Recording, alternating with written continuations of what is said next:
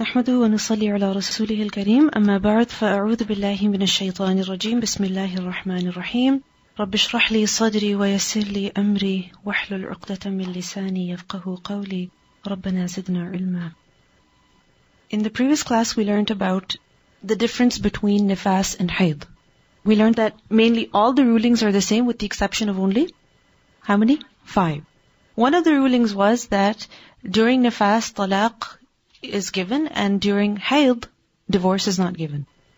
Just to clarify this point a little bit more, remember that when a woman is in the state of impurity, meaning she is bleeding, whether it is hayd or nifas, it is not correct to pronounce divorce to her. Because in the Quran, what does Allah say? That give divorce to women when?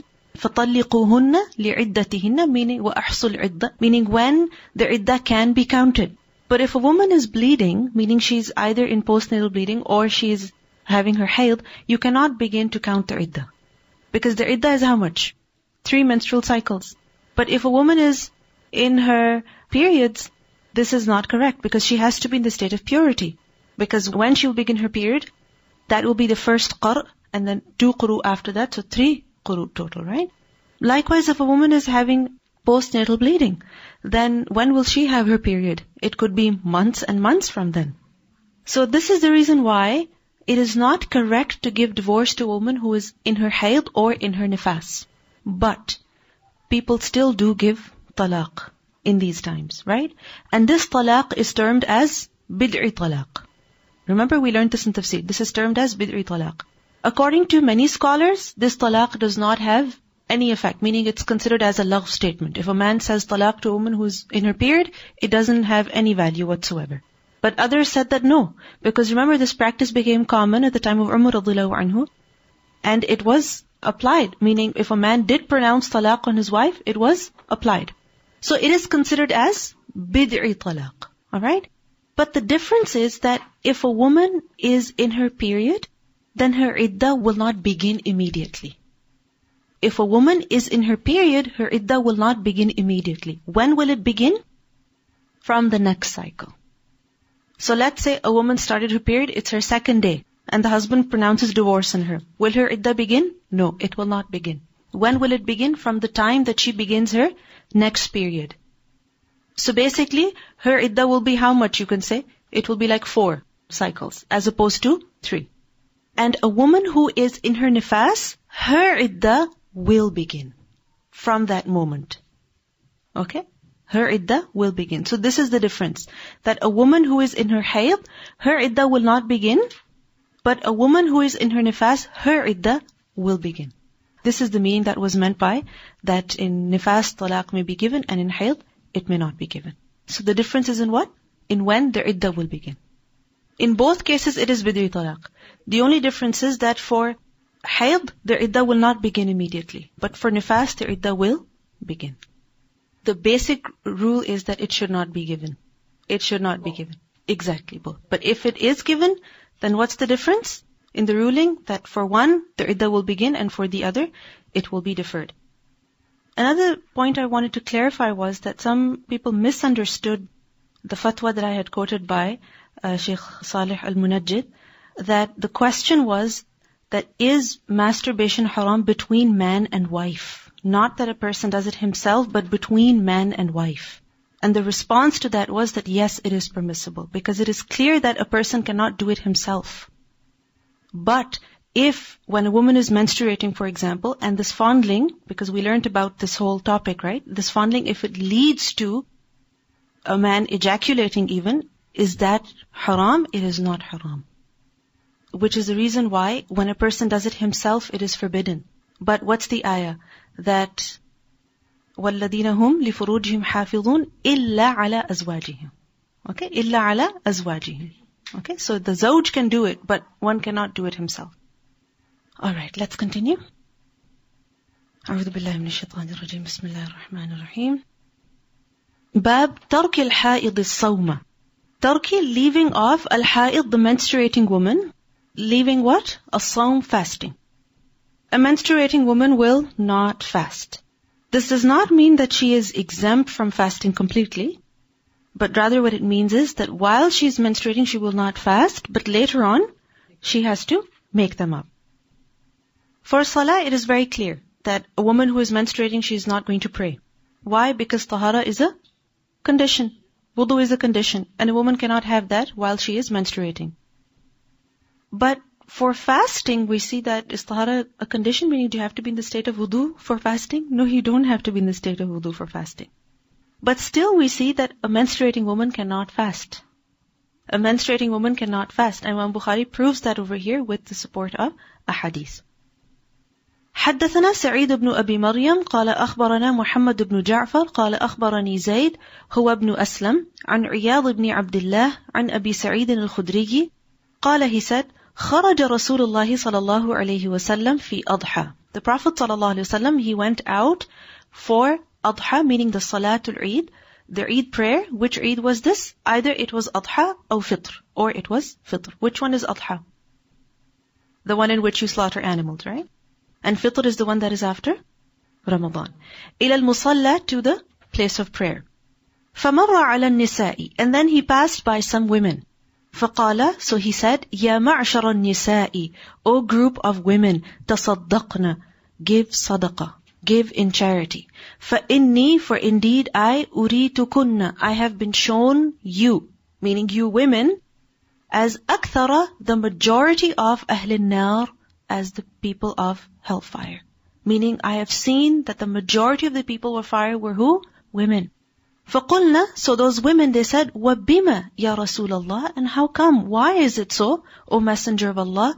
قال, he said, تُكْثِرْنَا اللَّعْنَ, you are excessive in cursing, meaning you curse a lot. You curse a lot, وَتَكْفُرْنَا الْعَشِيرِ, and you are very ungrateful to the companion, meaning the husband. مَا رَأَيْتُ, I have not seen, مِن نَاقِصَاتِ عَقْلٍ وَدِينٍ, min of naqisat. Naqisat, plural of naqisah, meaning one who is deficient. I have not seen anyone who is so deficient in what? In intellect and in religion.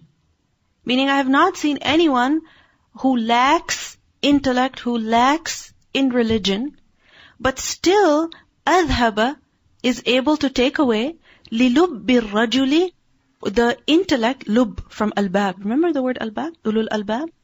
That they're able to take away the intellect of a rajul, of a man who is al-hazim, who is resolute, meaning someone who has firm resolve. Hazim is from hazm, and hazm is to bundle, to tie up, to wrap up something in package. And huzuma is to be firm. So hazim is someone who is determined, resolute, you can say like hard-headed, strong-minded.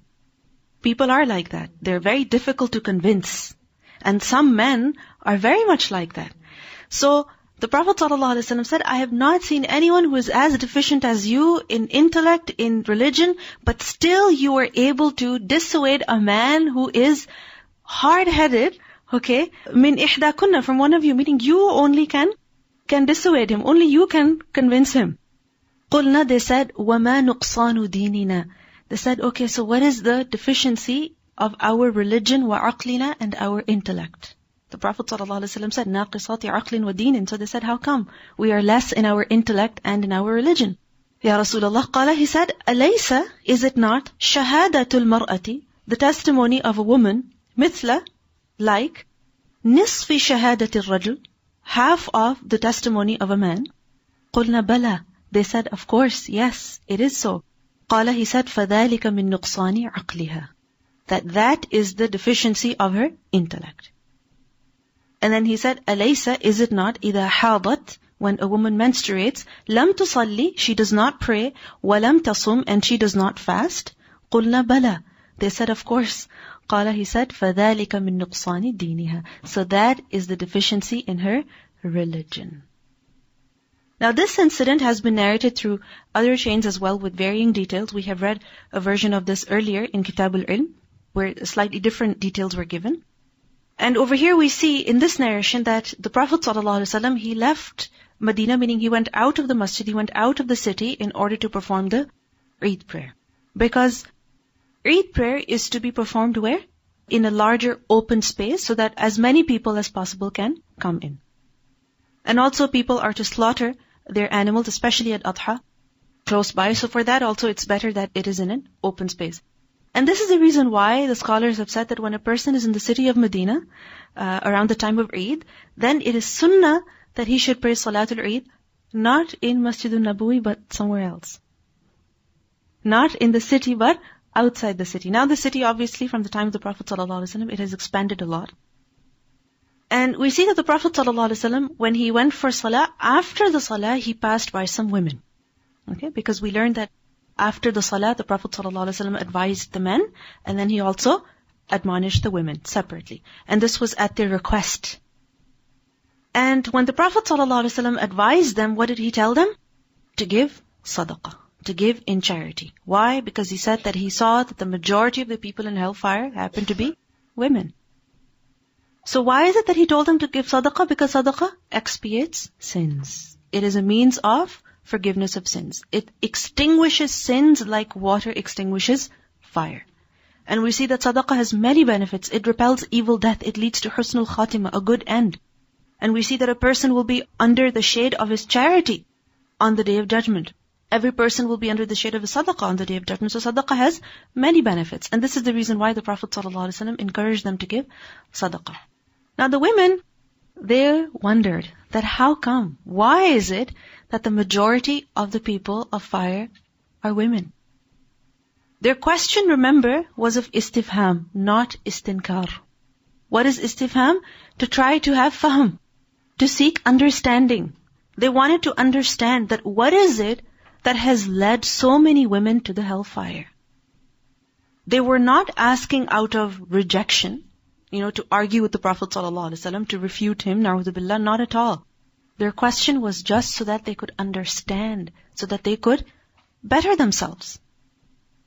And what was the answer that was given by the Prophet ﷺ? That why is it that the majority of the women, or rather the majority of the people of fire are women? What's the reason? 3 reasons he gave. First of all, al-ikthar, right? Ikthar of al-larn, of curse. Secondly, kufran, ingratitude. And thirdly, idhab of lub, of a person. Okay, so 3 reasons he gave. Ikthar, kufran, and idhab. First of all, ikthar. Ikthar of what? Of al-larn, meaning they curse a lot. That it is a habit that is found mostly in women. I'm not saying that men do not have this habit, but mostly women have this habit, that on every little thing they start using bad words. Because a woman's life is kind of challenging. Because she has to deal with children and she has to deal with so many accidents, right? Especially when you have children around. So many accidents can happen. You clean something and there comes a child with a cup of water and juice and the whole floor is dirty. Or there comes a child who's being toilet trained and all of a sudden the whole carpet is dirty, right? So a woman, she has to have a lot of sabr in her life. And when she lacks that sabr, then what happens? Then she starts using foul words, bad words on every little thing. And we should really check our language, our expressions, that when we are unhappy or when we are tired or frazzled or when, the dishes are too many or when, a pot, no matter how much you're cleaning it, it doesn't become clean, or when there's a stain on something and it doesn't become clean, then what words are we using? What kind of expressions are we using? Against our machines and against our pots and pans, against our utensils and our clothes and our furniture. What kind of words do we use against them? It's very easy that such expressions come out of the mouth. The second reason that the Prophet ﷺ gave was that they are very ungrateful to their husbands. Kufranul ashir. And why is it so that many women are ungrateful to their husbands? Or how is it that they become ungrateful to their husbands? It's a very deep problem. If you analyze it, the problem is that many women, what do they think? That whatever they are doing is a favor to their husbands. A woman believes that if she's staying at home, she's doing a favor to her husband. She believes that if she's working, she's doing a favor to her husband. She believes that if she's studying, even that is a favor to her husband. So her existence is a favor to her husband.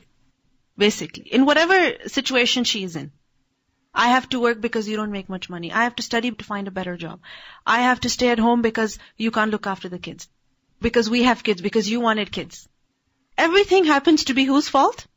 The husband's fault. So whether the woman is working or she's doing the laundry or preparing the food or looking after the children, she believes that she is doing a favor to her husband. And this is the reason why if she is slightly disappointed or slightly hurt or slightly tired, then all of a sudden she begins to list her good deeds and her husband's faults. Or everything that she expected of him and he did not fulfill it, and he didn't even know what was expected of him in the first place. So it is as though the husband has no good in him. Right? This is what she does basically. That she completely washes away all of the good that he has done. She completely dismisses that. And unfortunately, it's very common in many of us. I mean, all of us know that. Which is why I see all these smiles, because this is what we do, unfortunately, without even realizing. But if you think about it, a woman, when she does something in her house or with her children, is she doing a favor to her husband? Is it a favor to her husband? No. She is actually fulfilling her own responsibility. What does the hadith tell us? That وَالْمَرْأَةُ رَاعِيَةٌ فِي بَيْتِ زَوْجِهَا وَمَسْئُولَةٌ عَنْ رَعِيَّتِهَا. That a woman is a shepherd of the house, and she will be held accountable for what she is made in charge of. So this is your responsibility.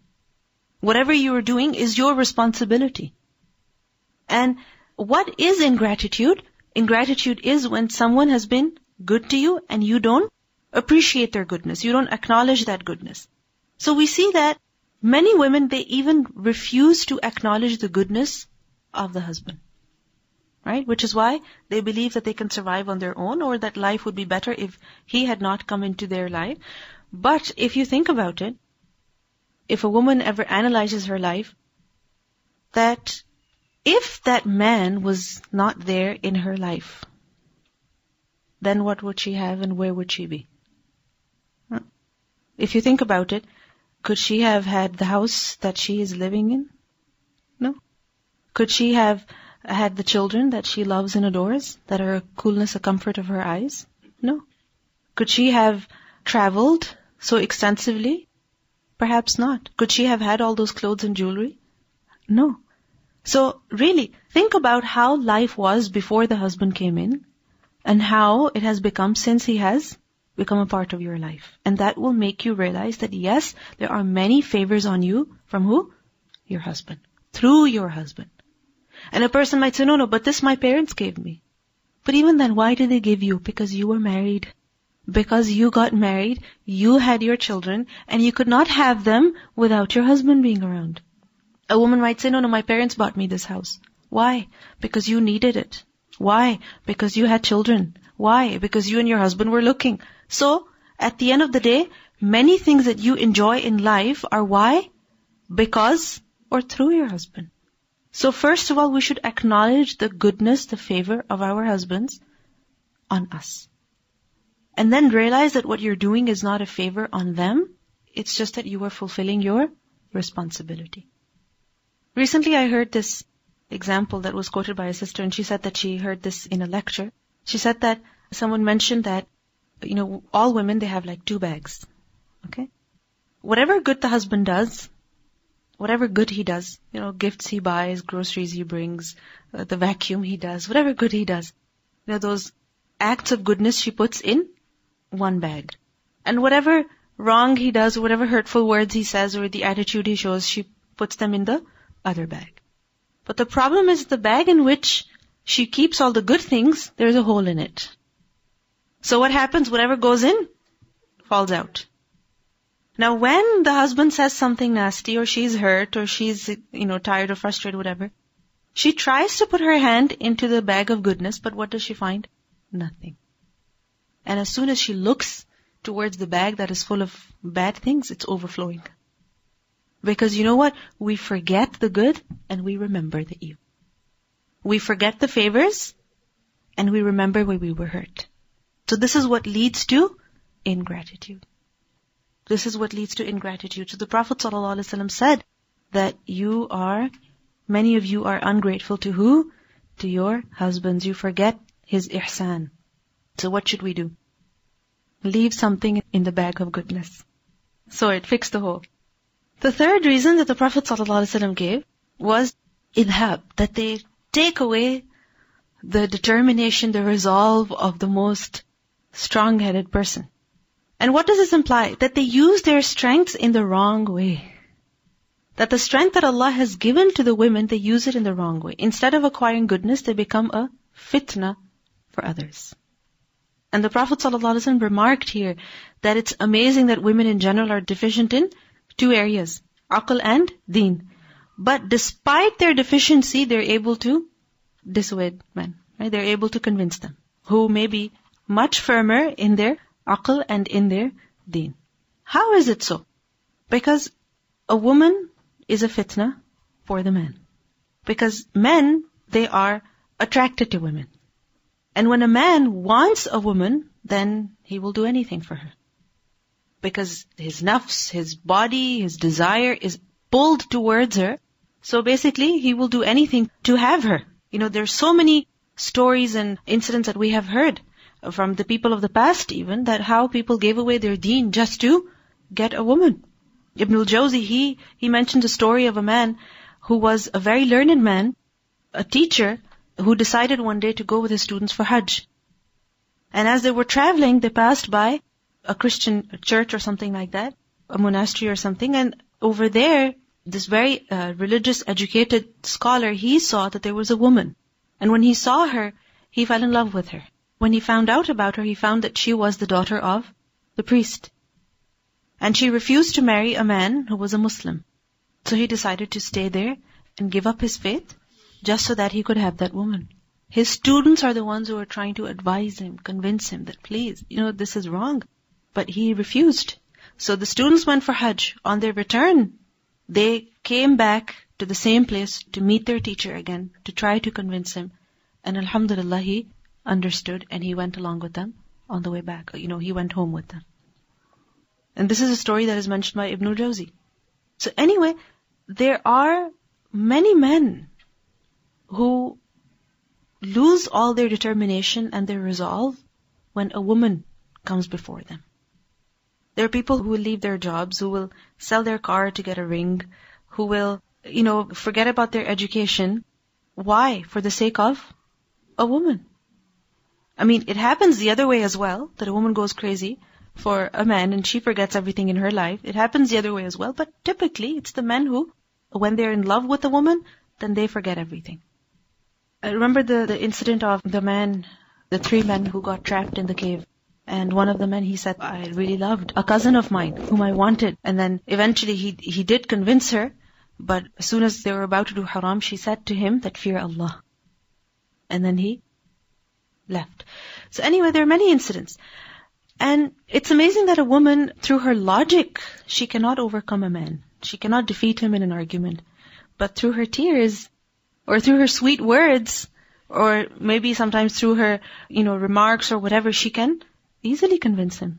He will be at her feet instantly. If a woman uses the strength of hers to make the man convinced of doing something that is wrong, meaning wrong in his deen, then yes, she is responsible, because we see that this is something that has led many of the women to hellfire. But when Allah has given her the strength, what should she use it for? For goodness, right? Think about it. Many women, they're able to convince their husbands to buy them what they want, to live where they want, to eat what they want, to travel somewhere, to not travel somewhere. But when it comes to good decisions for the family or religious decisions, many times women are working the other way. Instead of helping the man go to the masjid, she says, I'm scared if you go. I'll be all alone if you go. And there, the husband, he was so determined, I'm going to go for Fajr, I'm going to go for Isha. And there the wife is saying, I'm scared, I don't want you to go. And he will not go. Even if it takes only half an hour, he will not go.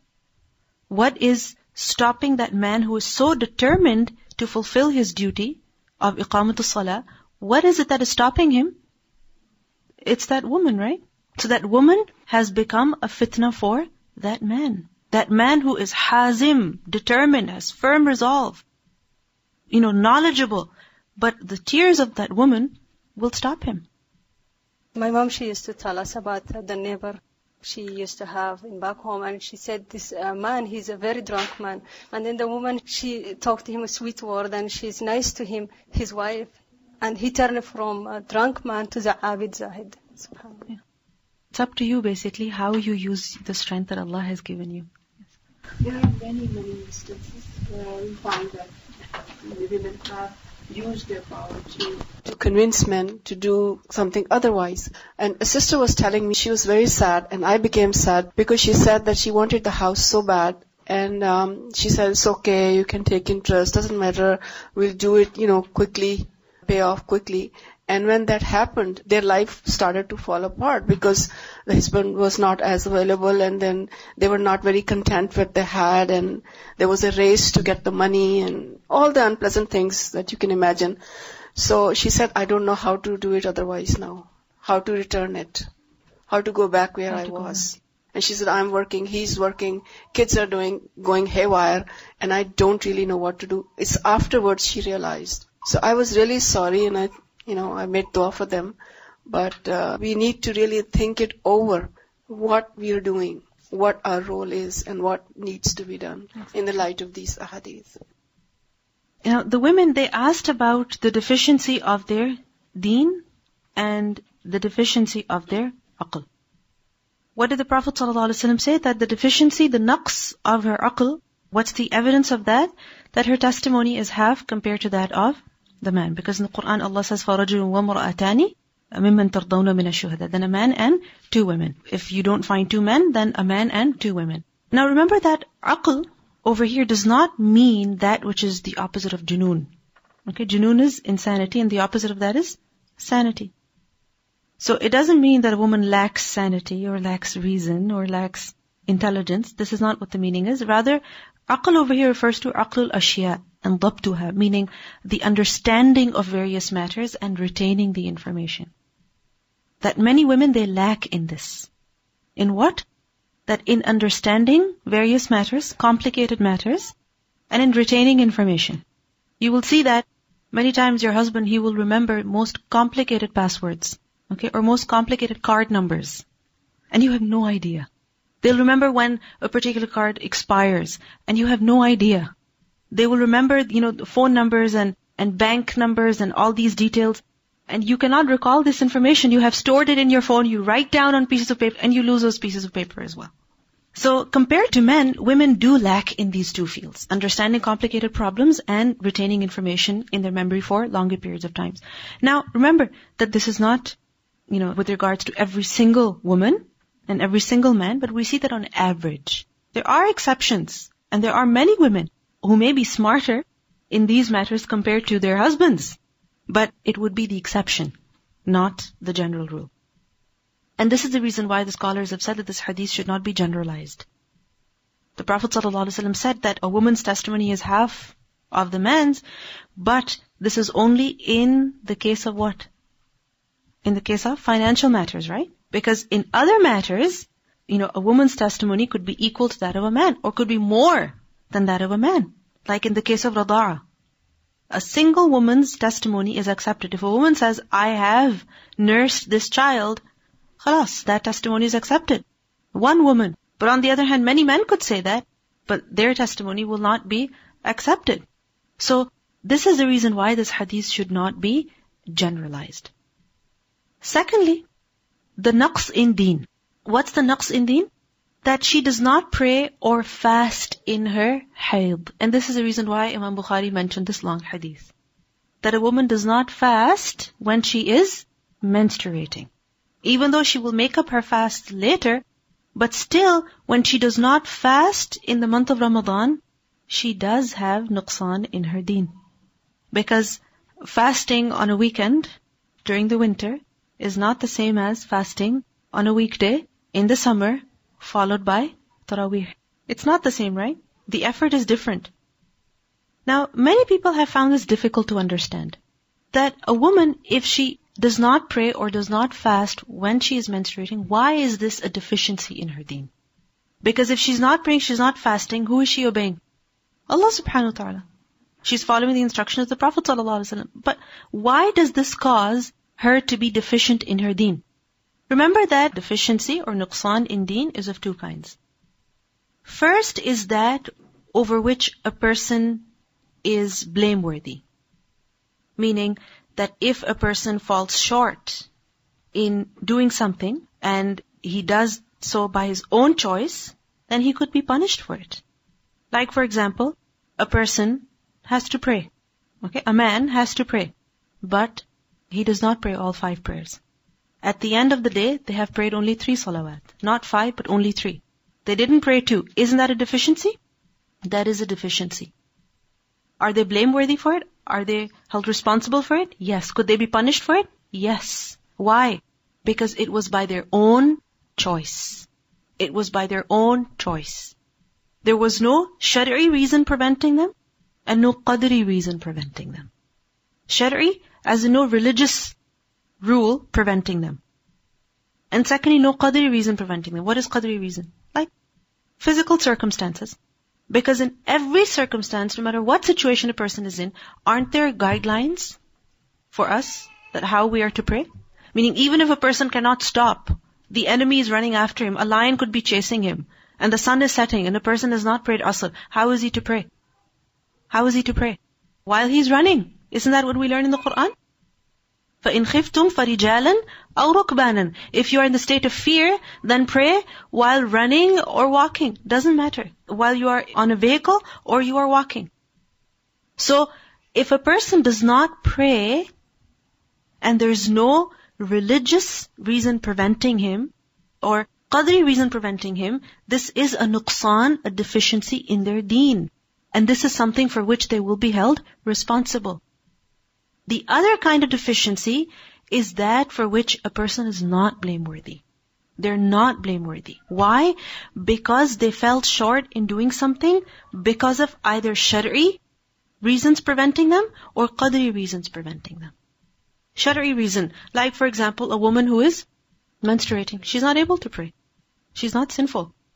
Qadri reason, like for example, a person does not give sadaqah, does not give zakat. Why? He doesn't have the money. He doesn't have the money. Now there's another person who is giving sadaqah, who is giving zakat. He has earned more hasanat. Here is a person who does not give sadaqah, does not give zakat. He does not have the same hasanat as the previous person, right? It's not the same. He is deficient. But is he blameworthy? Is he sinful? Will he be held accountable? No, he will not be. Why? Because he doesn't have the means.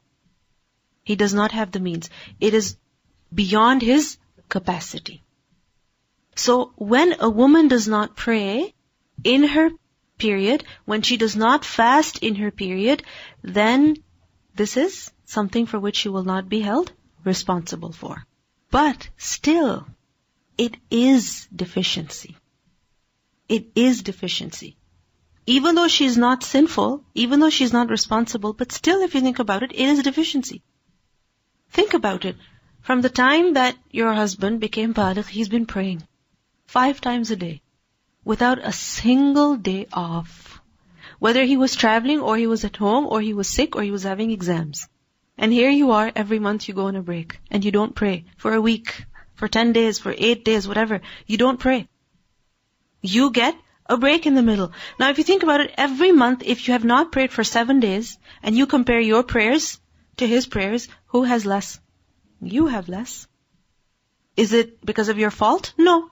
But still, this is a naqs in deen. At the end of the day, you do have less salawat compared to him. You have prayed less compared to him. Do you see what I mean? This is a deficiency.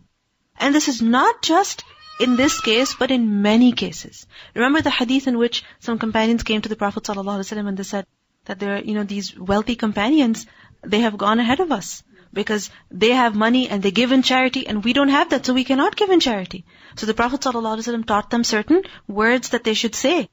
And they started saying them, but then the wealthy companions, they learned about those words as well. So they started saying those words, those kalimat. So what did the Prophet ﷺ say? This is the fadl of Allah and He gives it to whomsoever He wills. Meaning at the end of the day, you have to accept it as Allah's decree. Sayyida Aisha, when she missed the Hajj because of her period, she started to cry. Yeah.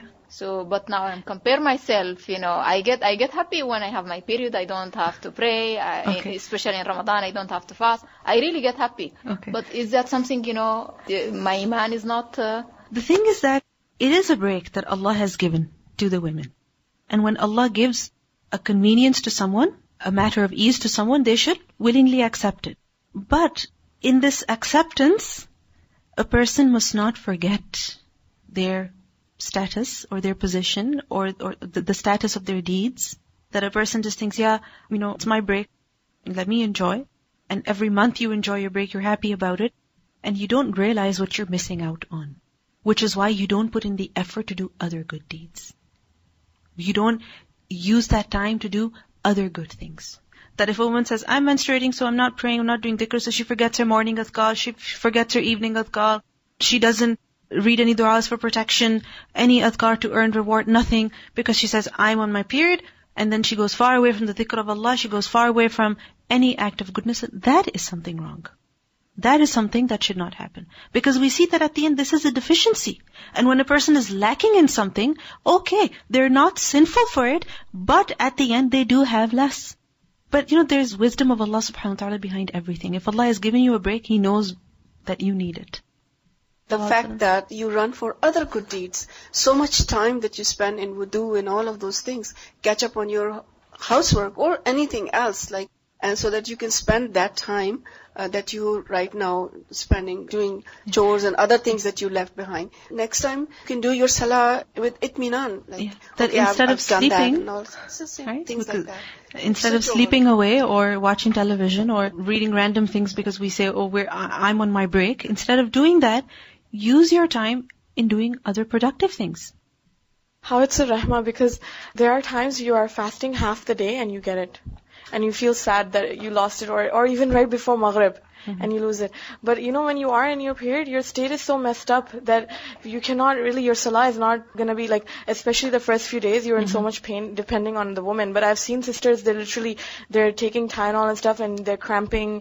So it's a rahmah from Allah. Can you imagine getting sin for those days if it was fard? So it's a rahmah from Allah that, He knows that this is hard for us.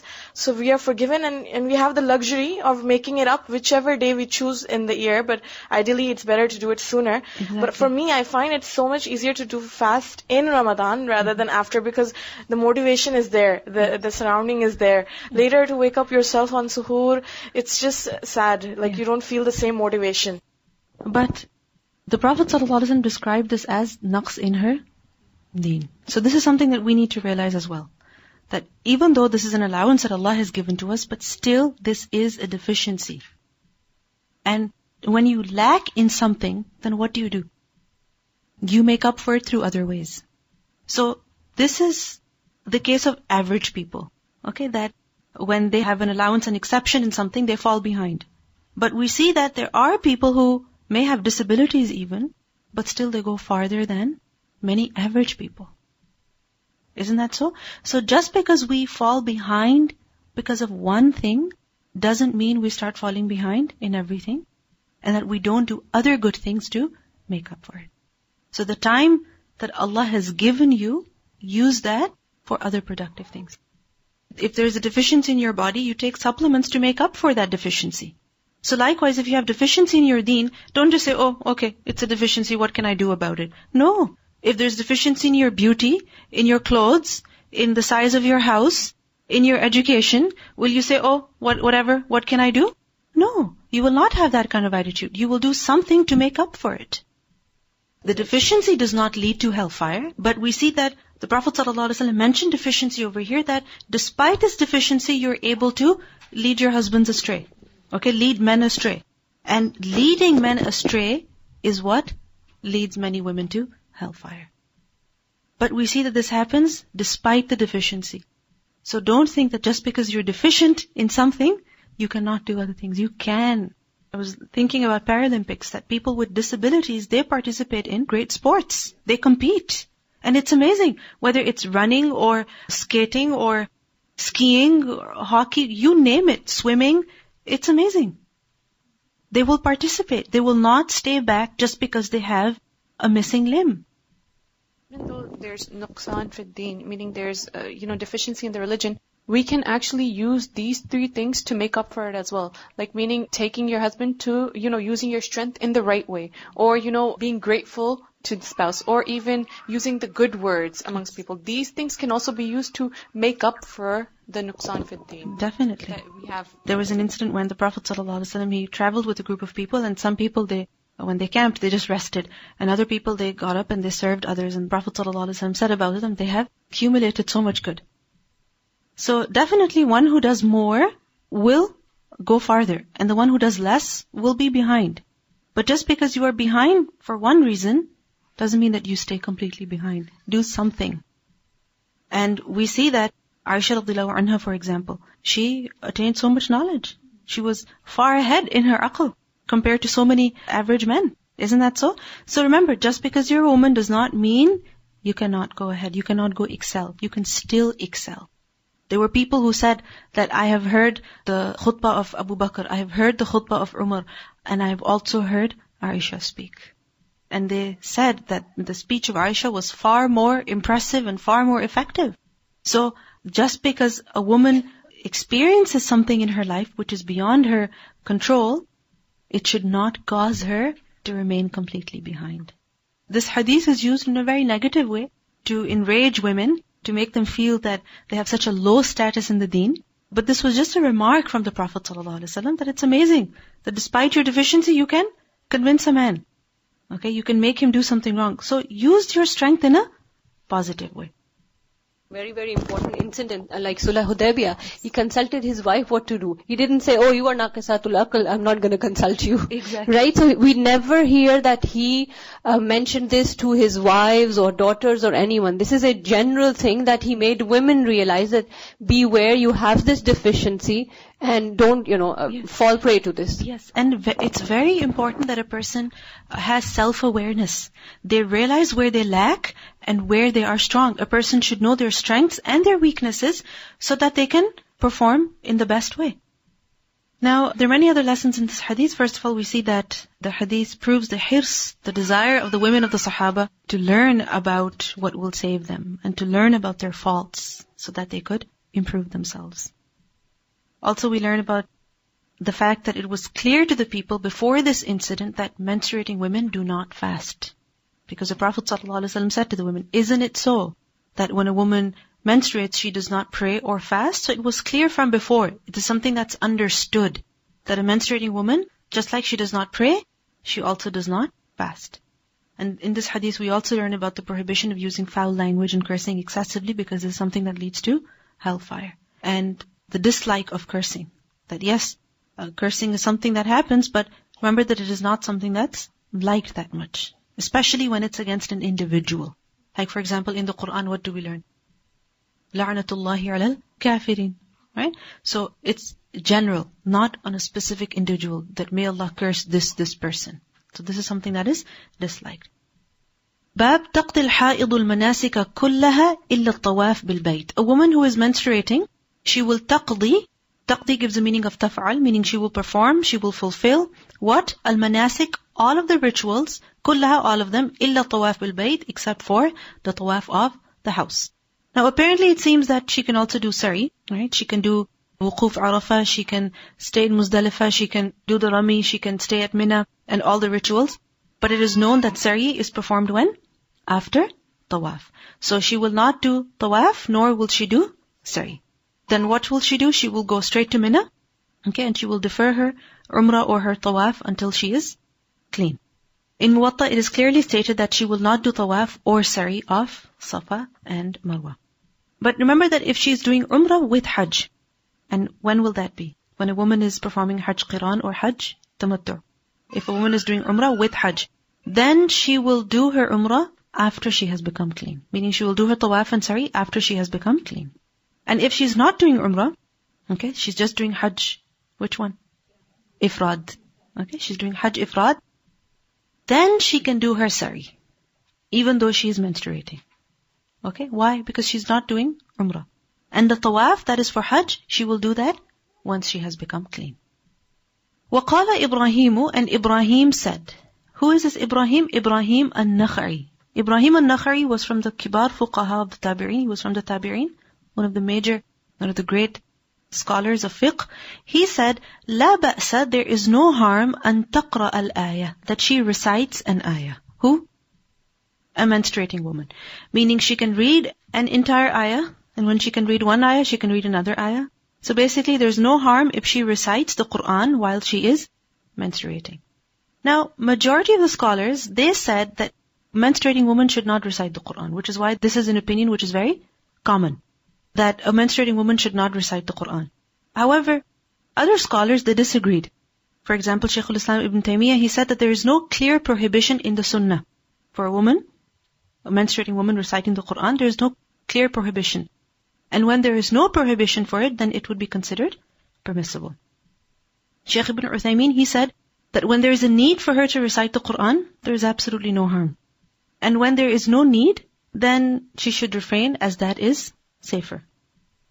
But remember that there is no ijma', there is no consensus, meaning all of the scholars have never agreed upon this at any time in Islamic history. They have never agreed upon this, that a menstruating woman is not allowed to recite Quran. There is no ijma' over this, that a menstruating woman cannot recite the Quran. Many scholars have said that she cannot recite, but other scholars have proven that she can recite the Quran. I'm not talking about touching the Quran. That's a different subject. We're talking about the recitation of the Quran. وَلَمْ يَرَى, and he did not see, who? Ibn Abbasin, بِالْقِرَاءَةِ, with regards to qira'ah, لِلْجُنُب, for the junub person, بَأْسًا, any harm. Meaning Ibn Abbas did not see any harm if a junub person recites the Quran. He didn't think that there was any problem with it. And if a person who is in the state of janaba, if they can recite the Quran, then a menstruating woman can also recite the Quran. Because janaba is in your control. You can just take a bath, or at least do wudu, but hayd is not in your control. Janaba is temporary, whereas, it's shorter compared to hayd. Hayd is much longer. So Ibn Abbas did not see any harm if junub person recites the Quran. And therefore, a menstruating woman can also recite the Quran. وَكَانَ النَّبِيُّ صَلَى اللَّهُ عَلَيْهِ وَسَلَّمْ, Imam Bukhari, he writes that the Prophet ﷺ, he used to يَذْكُرُ اللَّهَ, he used to remember Allah, عَلَى كُلِّ أَحْيَانِهِ, in all his states.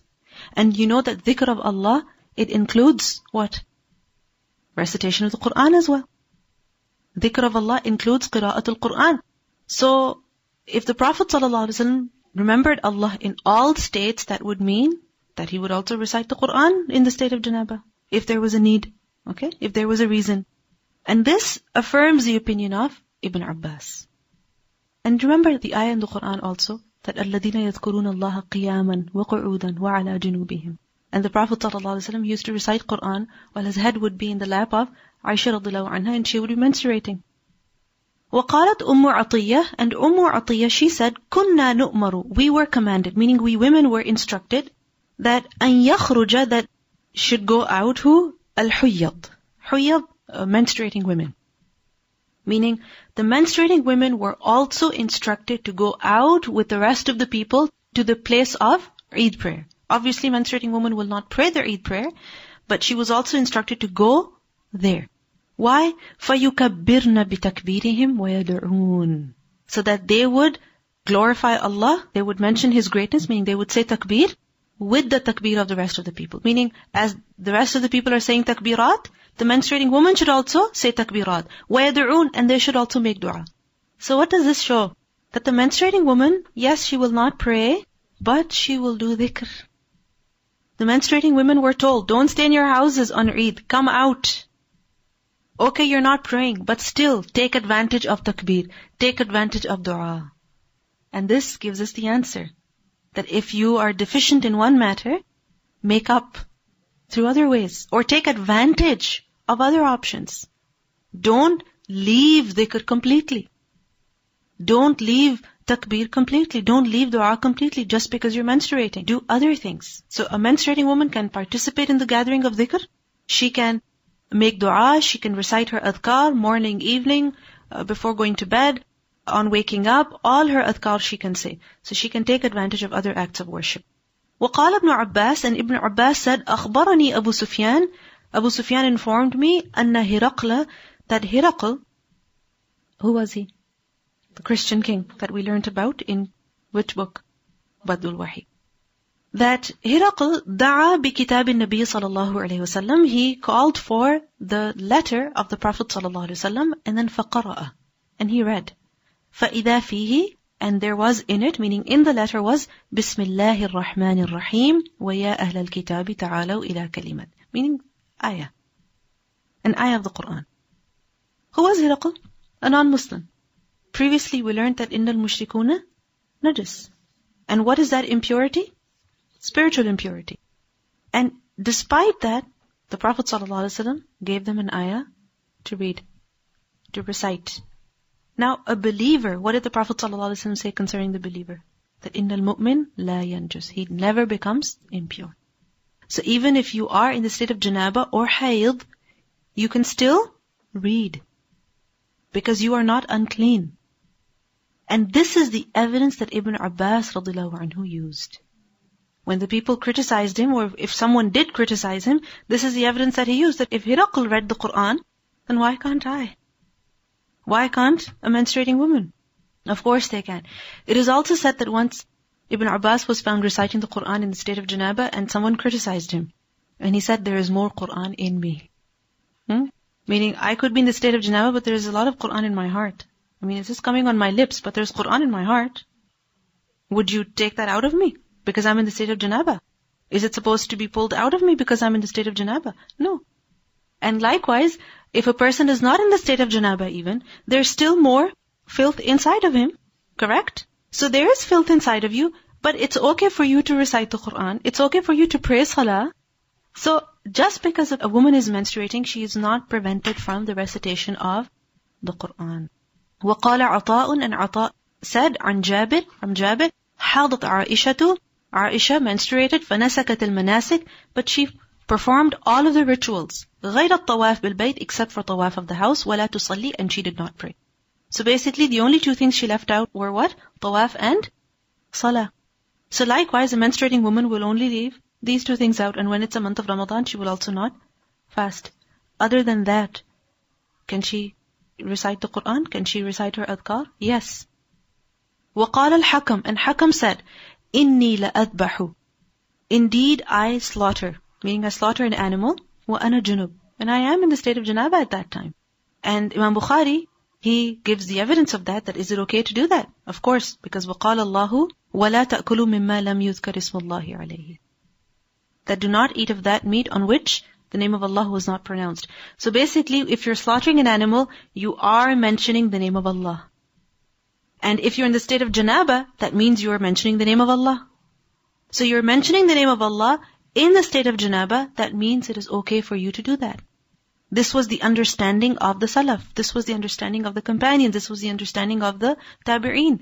That you can do dhikr even in the state of janaba. So when you can do dhikr in the state of janaba, you can do dhikr in the state of hayd as well. And dhikr includes the recitation of the Quran.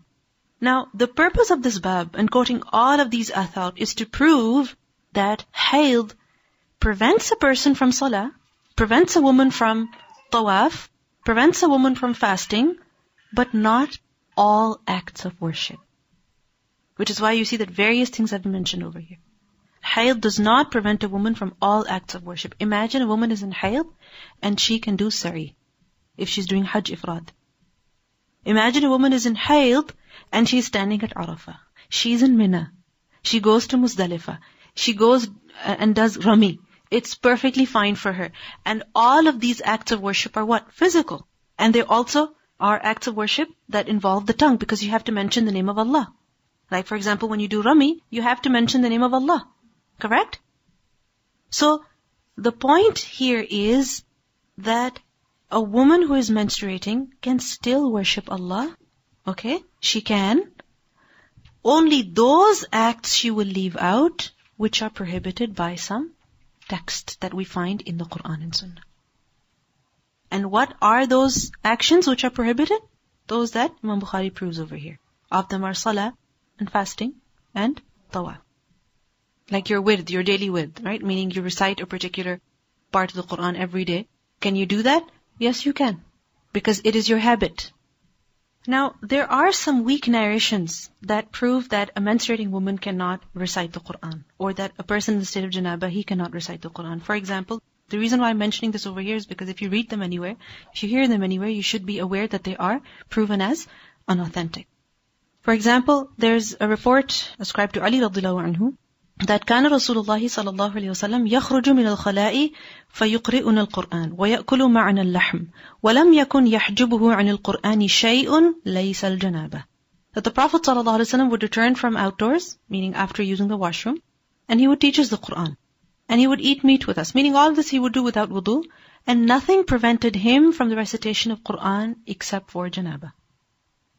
But this hadith is graded as a weak hadith. It has a weak chain. Another report that Ali radiallahu anhu reported seeing the Prophet sallallahu alaihi wasallam perform wudu, recite some Quran, and then say, هَكَذَا لِمَنْ لَيْسَ بِجُنُبٍ فَأَمَّا الْجُنُبْ فَلَا وَلَا آيَةٍ. That this is possible for a person who is not junub, meaning he can recite the Quran in this way. As for a junub, he may not recite even one ayah. فَأَمَّا الْجُنُبْ فَلَا وَلَا آيَةٍ. Junub person cannot recite even one ayah. Again, this hadith is weak. Another hadith, which is reported by Jabir and Ibn Umar radiallahu anhu, ascribed to them that لا يقرأ الجنب ولا الحائض شيئا من القرآن. That a person in janaba or menses may not recite any portion of the Quran. Again, this hadith is graded as weak. So there are many references that are made, but remember that they are unauthentic. And all of these evidences that are mentioned here, from the statements of companions to the actions of the Prophet ﷺ, what do they prove? That a woman can recite the Quran even when she is menstruating. حدثنا أبو نعيم قال حدثنا عبد العزيز بن أبي سلمة عن عبد الرحمن بن القاسم عن القاسم بن محمد عن عائشة قالت خرجنا مع النبي صلى الله عليه وسلم لا نذكر إلا الحج. She said, we went out with the Prophet ﷺ and we did not mention anything except for Hajj. Meaning, we did not intend anything but Hajj. لا نذكر, we did not mention, because when a person goes for Hajj, obviously he mentions what he is going to do. The people of Jahiliyyah, they would say that Umrah in the months of Hajj is afjar al-fujur, meaning it's the worst sin. Performing Umrah in the months of Hajj. This was their belief. Now when the Prophet ﷺ, he set out with the companions, he told them on the way that whoever wishes to do Umrah may also do Umrah. Meaning he permitted them. And this is the reason why in Sahih Muslim it is narrated that Aisha radiallahu anha, she said that when the people reached the miqat, some people put on the ihram for Hajj, meaning Hajj alone. Other people put on the ihram for Umrah first. Okay, meaning tamattu. So they would do Umrah, come out of the state of ihram, and when the day of Hajj would come, they would put on the ihram again. And some people for Hajj and Umrah combined, meaning Qiran. So this is the story behind La nadhkuru illa al-Hajj. When they set out, their intention was only Hajj. But on the way, the Prophet ﷺ gave the instructions, and he told the people who can do Umrah first, and who can do Umrah and Hajj together, and who can do Hajj only. When they reached the miqat, that's when the Prophet ﷺ instructed them. When they left, they believed that only Hajj, because that was the belief of the people of Jahiliyyah, and that's what had continued until now. But on the way, when the people reached miqat, then the Prophet ﷺ gave the instructions. Okay? فَلَمَّا جِئْنَا, then when we came, Sarifa, at a place called Sarif. طَمِسْتُ, I began my period. طَمِسْتُ is from طَمْس. لَمْ يَطْمِثْهُنَّ إِنسٌ وَلَا جَانٌ. طَمْس is basically vaginal bleeding. So, طَمِسْتُ, I began my period. فَدَخَلَ عَلَيَّ النَّبِيُّ صَلَى اللَّهُ عَلَيْهِ وَسَلَّمَ وَأَنَا أَبْكِي. He came upon me and I was weeping. فَقَالَ مَا يُبْكِيكَ. He said, what makes you cry? قُلْتُ, I said, لَوَدِدْتُ, I wish, وَاللَّهِ, by Allah, أَنِّي, that indeed I لَمْ أَحُجَّ الْعَامِ, that I did not do Hajj this year. I just had this, I had this feeling that I should not have done Hajj this year. قَالَ, he said, لَعَلَّكِ نُفِسْتِ. He said, perhaps you have started your period? قُلْتُ نَعَمْ. I said, yes. قال, he said, فَإِنَّ ذَلِكَ شَيْءٌ. So indeed this is something, كَتَبَهُ اللَّهُ, which Allah has prescribed, عَلَى بَنَاتِ آدَمَ, on the daughters of Adam. فَافْعَلِي مَا يَفْعَلُ الْحَاجِ. So do what the pilgrims do, غَيْرَ أَنْ لَا تَطُوفِ بِالْبَيْتِ حَتَّى تَطْهُرِ. Except for tawaf, do not do that until you have become clean. So once you have become clean, then you have to do tawaf, because without it, Hajj is incomplete. So, what do we see here? The Prophet ﷺ told her to keep her ihram and carry on with the rest of the hujjaj, perform the rituals, everything except for tawaf. And this is the reason why when she was at Mina and she became clean, her period ended, she went to do her tawaf then. The rest of the people did the tawaf first, but she did her tawaf later when she was at Mina. And after Hajj, when the people were going back, then what happened? Aisha radiallahu anha went with her brother to do her umrah. The rest of the people had done it before, but she did it afterwards. A question was asked that if a woman is going for Hajj Tamattu, which is the case of the majority of the people, and on her way she begins her period, then what is she supposed to do? Shaykh Ibn Jibreen, he replied that she should remain in her state of ihram for her umrah. Because umrah first, right? So she should remain in the state of ihram, even though she has begun her period. If she becomes pure before the 9th of Dhul Hijjah, and she has the ability to complete the umrah, meaning there is enough time, then she should do so. And then she enters the ihram for the Hajj and goes to Arafah to finish the rest of the rites of Hajj. But if she does not become pure before the day of Arafah, then she will combine the Hajj with the umrah by saying, "Oh Allah, I have entered the state of Hajj with my umrah," meaning she will say the statement, then is performing it as qiran. So basically she will change her intention from tamattu to qiran because her circumstances don't allow that anymore. And then she will stay with the people and complete all the acts. Her entering the inviolable state and her tawaf on the day of Eid or afterwards suffices for her visiting, for her tawaf ziyarah, and the running between the two hills, meaning the sa'i, for both the Hajj and Umrah. And she must also offer the sacrifice of Qiran, as also the one who does tamattu must do. So basically she can switch her depending on her situation. But what will she do mainly? She will keep her ihram on. Okay, she will not come out of the state of ihram. And this is what we learned from the hadith of Aisha radiallahu anha as well. She will do everything, she will just defer her tawaf until she becomes clean. So her Hajj will become from tamattu to Qiran. And if she wishes to do Umrah, then she can just do it afterwards, if the time is there. Alright, subhanakallahumma wa bihamdika nashhadu an la ilaha illa anta nastaghfiruka wa natubu ilayk. Assalamu alaikum wa rahmatullahi wa barakatuh.